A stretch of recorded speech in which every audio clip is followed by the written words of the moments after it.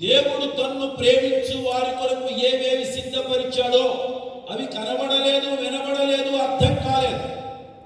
ఇక్కడ దేవుని ప్రేమించే వ్యక్తులు ఎంతమంది? అది మాత్రమే కాదు, దేవుని చేత ప్రేమించబడుచున్న వ్యక్తులు ఎంతమంది? దేవుడు తన్ను ప్రేమించు వారి కొరకు. మనమందరం ఎవరో తెలుసా అండి? మనమందరం ఎవరో తెలుసా?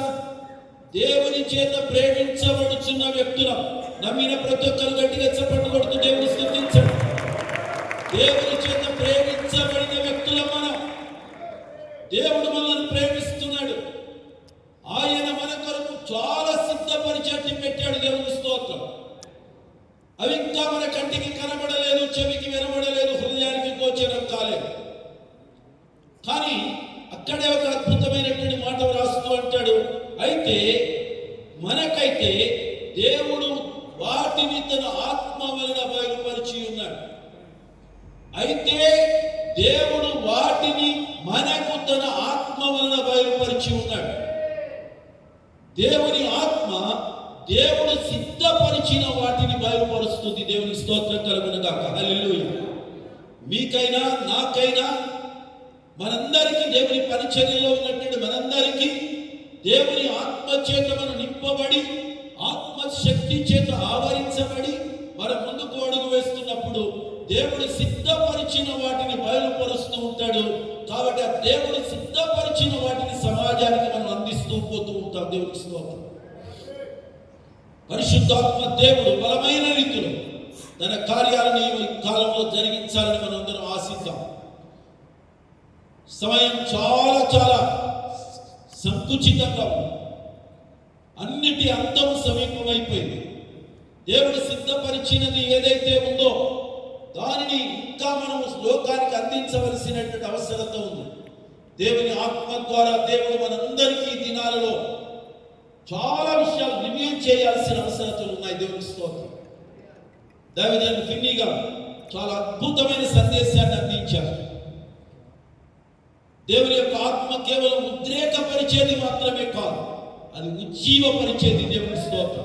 ఉద్రేకానికి ఉజ్జీవానికి మధ్య చాలా తేడా ఉంది. ఈ రెండి తేడాను మనం గమనించకుండా మన ఉద్రేకాలని కొన్నిసార్లు ఆత్మ నింపుదలగా భావిస్తున్నాం. చాలా విషయాలు ఇంకా తెలియకుండానే అలాగే మరుగున ఉండిపోతున్నాయి. కానీ దేవుని ఆత్మ వలన గనక మనము గనక నింపబడితే దేవుడు బయలుపరుస్తాడు. దేవుడు బయలుపరిస్తే మనం సాగి వెళ్తాం. దేవుడు బయలుపరిస్తే మనం సాధిస్తాం.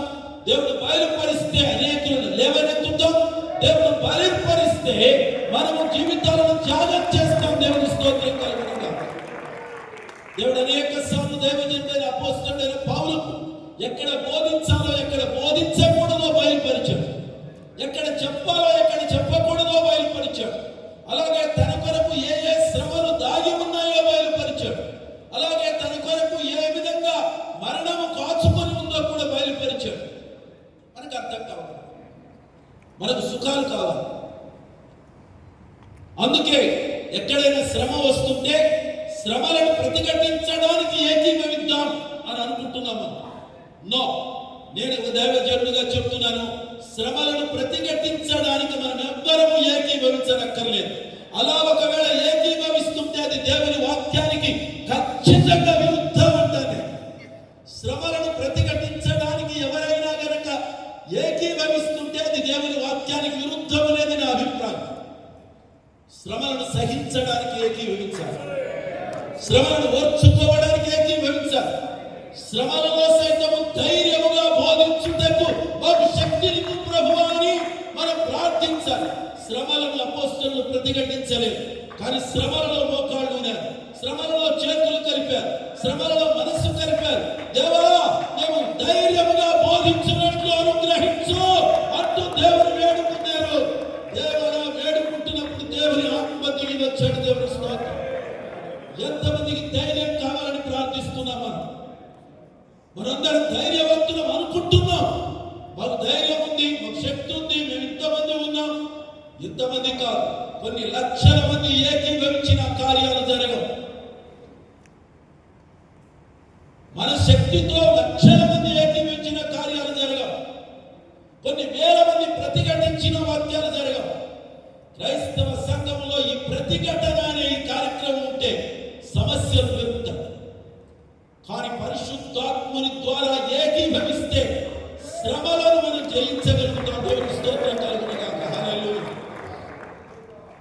దయచేసి నేను 2 మాటలు చెప్పాను. నేను 1973వ సంవత్సరంలో కాకినాడలో ఉన్నటువంటి చర్చ్ ఆఫ్ గాడ్ బైబిల్ స్కూల్కి వెళ్ళాను. దేవుని యొక్క ఆత్మచేత నింపబడి ఆ స్థలంలోనికి నేను వెళ్ళడం జరిగింది. నాకు ముందుగానే పుస్తకాలు చదివే అలవాటు కొంచెం ఉంది. ప్రభువు నమ్ముకోక ముందు కూడా బాగా పుస్తకాలు చదువుతూ ఉండేవాడిని. నవలను చదివేవాడిని, జేమ్స్ బాండ్ నవలను చదివేవాడిని, సాంఘిక నవలను చదువుతూ ఉండేవాడిని. అలాగే పౌరాణిక పుస్తకాలంటే చాలా పడి చచ్చిపోయే అంతగా ఇష్టం ఉండేది. పుస్తకం పట్టుకుంటే అయ్యే రాక వదిలేవాడిని కాదు. అలాగే బైబిల్ స్కూల్కి వెళ్ళిన తర్వాత అప్పట్లో చర్చ్ ఆఫ్ గాడ్ బైబిల్ స్కూల్లో అంతా కలిస్తే 30-40 పుస్తకాలు ఉన్నాయి. అంతకు మించి పుస్తకాలు లేవు. మధ్యలో ఒక సంవత్సరం బ్రేక్ వచ్చింది బైబిల్ స్కూల్కి. అంతా ఏమైపోయిన పరిస్థితి. మరలా తిరిగి మాతోనే బైబిల్ స్కూల్ మరలా తిరిగి స్టార్ట్ అయింది. ఆ టైంలో కొద్దిపాటి పుస్తకాలు ఉన్నాయి. ఆస్వాల్డ్ జే స్మిత్ గారు అనుకుంటారు రాసిన పుస్తకాన్ని నేను చదివాను. అప్పట్లో రాసిన పుస్తకాల్లో ఉన్నటువంటి చదువుతున్నప్పుడు నేను నోట్బుక్ కూడా పెట్టుకొని కొన్ని చాలా ఇంపార్టెంట్ మాటలు రాసుకునేవాడిని. స్టిల్ 1973లో నేను రాసుకున్నటువంటి ఆ పుస్తకం ఇప్పుడు కూడా నా దగ్గర ఉన్నాను. ఇంకా ఆ రాతల దగ్గర ఉన్నాను. దాంట్లో ఆయన అంటాడు, ఆటంకాలు అనే అడ్డుబండలు నీ జీవితంలో ఎదురైనప్పుడు వాటిని పగలగొట్టడానికి ప్రయత్నం చేయొద్దు. వాటిని దొర్లించి వేయడానికి కూడా ప్రయత్నం చేయొద్దు. ఒకవేళ దాన్ని దొర్లించడానికి నువ్వు ప్రయత్నం చేస్తే ఆ దొర్లించే క్రమంలో అది నీ కాళ్ళ మీద పడి నీకు నలిచేయొచ్చు. లేదా అది నీ మీదకే దొర్లి దాని కింద నువ్వు నలిగిపోవచ్చు. దాన్ని పగలగొట్టే సమయంలో నీ రెక్కలు నొప్పొస్తాయి, నీ చేతులు కూడా బొబ్బలెక్కిపోతాయి. కానీ అది నీ వల్ల అది పూర్తిగా పగలదు అన్నాడు.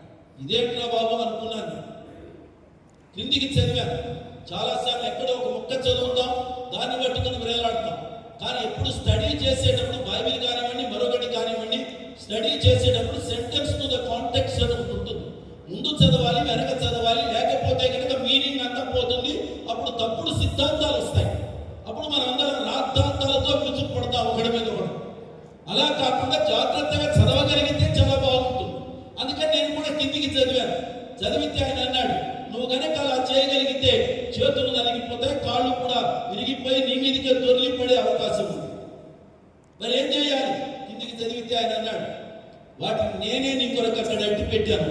Make those hindrance stones as the stepping stones and climb over it అన్నాడు. అంతే దేవుని స్తోత్రం.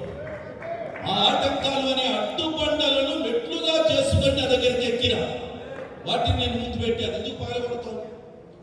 పెంతుకొస్తూ శక్తి ఎక్కువైపోయి, అప్పుడప్పుడు పవర్ ఎక్కువైపోయి, in the name of Jesus I break it, I throw it. బాగా అలవాటు అయిపోయింది మనకి కదండి.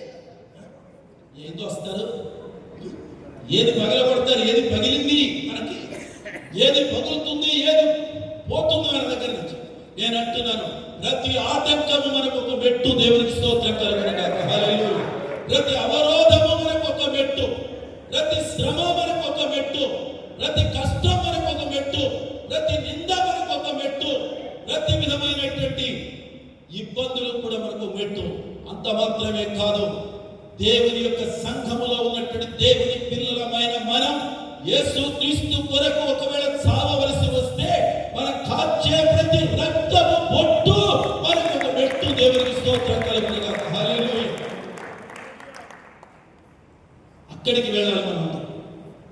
ఈ పూట ఈ పెంతెకొస్తు నాయకులు అందరూ కూడా ఇక్కడ సమావేశమైనటువంటి స్థలంలో దేవుడు పరిశుద్ధాత్మ ద్వారా వీటన్నిటిని జయించగలిగిన శక్తిని, ధైర్యమును దేవుడు మనలో ఉన్న ప్రతి ఒక్కరికి అనుగ్రహించునుగాక. ఆమేన్, ఆమేన్, ఆమేన్. మనం ప్రతిఘటిస్తున్న కొలది అనేకమైన ఇబ్బందులు ఎదురవుతాయి. పాత నిబంధన భక్తులు కానివ్వండి, క్రొత్త నిబంధన భక్తులు కానివ్వండి, ప్రతిఘటిస్తూ రాలేదు, ప్రార్థిస్తూ వచ్చారు, దేవునికి అప్పగించుకుంటూ వచ్చారు. దేవాని శక్తిని ఇవ్వు అంటూ అడిగారు. నీ బలముతో, నీ యొక్క ప్రభావంతో నింపు అని అడిగారు. నాయకుల హృదయాలలో కార్యాలు చెయ్యి ప్రభువా అని అడిగారు. నాయకుల యొక్క హృదయాలను నీటి ఊటలుగా మార్చు ప్రభువా అని అడిగారు. దేవుని పిల్లలరా, నేను అనేక సార్లు అనుకుంటూ ఉంటాను, చెప్తాను.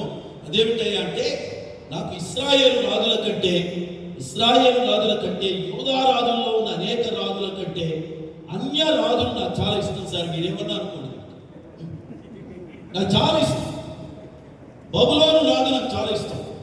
మాదీయ పారసీక సామ్రాజ్యపు రాజు నాకు ఇష్టం. నాకు అహశ్వరోష్ ఇష్టం. అట్టహశస్త నాకు ఇష్టం. అలాగే దర్యావేషు నాకు ఇష్టం. నెబుకద్నెజరు నాకు ఇష్టం. ఎందుకో తెలుసా? వాళ్ళు చేసిన శాసనాలే అద్భుతమైన రీతిలో ప్రపంచానికి అద్భుత ఆశీర్వాదాలు అయ్యాయి. వారు నాకు ఇష్టం.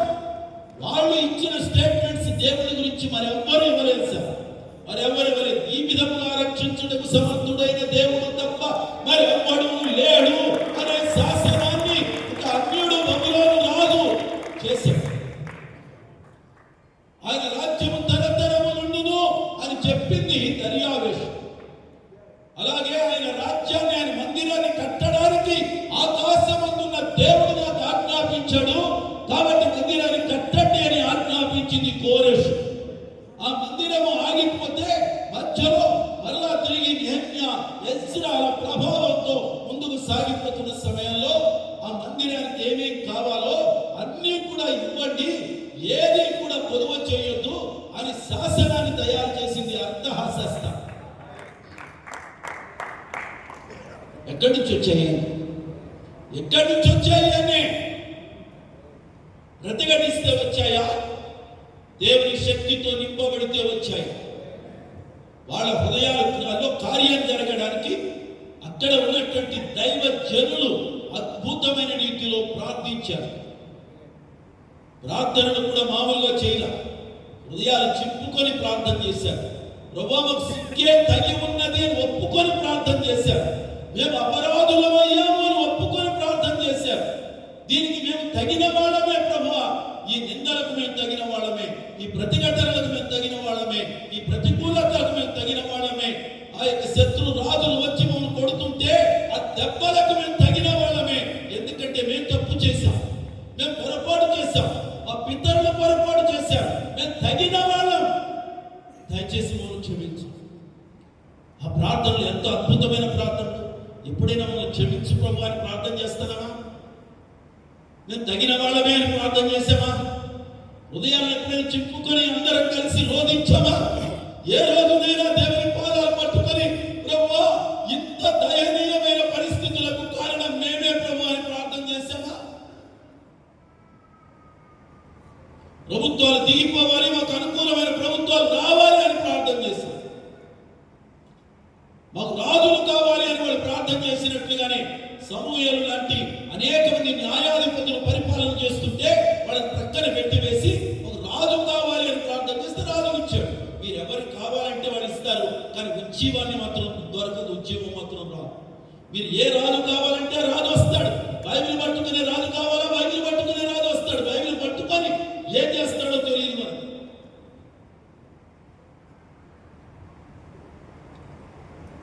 బైబిల్ పట్టుకుని ఏం చేస్తాడో తెలియదు. బైబిల్ తన స్వార్థం కోసం వాడుకుంటాడు, మన క్షేమం కోసం వాడుకోడు. దేశ క్షేమానికి బైబిల్ వాడడం లేదు. అనేక మంది బైబిల్ పట్టుకున్న వ్యక్తులు ఉన్నారు, దేశ క్షేమం కోసం బైబిల్ వాడడం. They are very selfish. అందుచేత వాళ్ళు కాదు మనకు కావాల్సింది. మన దేవుడు, మన రాజు ఆకాశమందు ఉన్నాడు. దేవుని స్తోత్రం. ఆయన పవర్తో మీరు నింపబడితే అద్భుతాలు జరుగుతాయి. దేవుని స్తోత్రం. క్రైస్తవులందరూ కలిసి ఒక రాజకీయ పార్టీ స్థాపించాలనుకుంటే నేను చెప్పాను, రాజులు రాజ్యాలను వెళ్తారు, మనము రాజులను వెళ్తాం, దేవుని శక్తి మనకుంటే అని చెప్పాను నేను. దేవుని స్తోత్రం కలుగునుగా. మనం రాజులను కానక్కర్లేదు, రాజులను ఏలగలిగిన వ్యక్తులం అవుతాం మనం. ఇక్కడ శివాజీ రాజు గారు నేను చెప్పిన మాట మీకు గుర్తుంటుంది అనుకుంటున్నాను. రాజులు రాజ్యాలను వెళ్తారు, మనం రాజులను వెళ్తాం. ఆ శక్తి దేవుడు మనకు అనుగ్రహించునుగా, ఆ ప్రభావంతో దేవుడు మనల్ని నింపునుగా. దైవజనుడు అపోస్తలుడు లాజరస్ గారు రేపు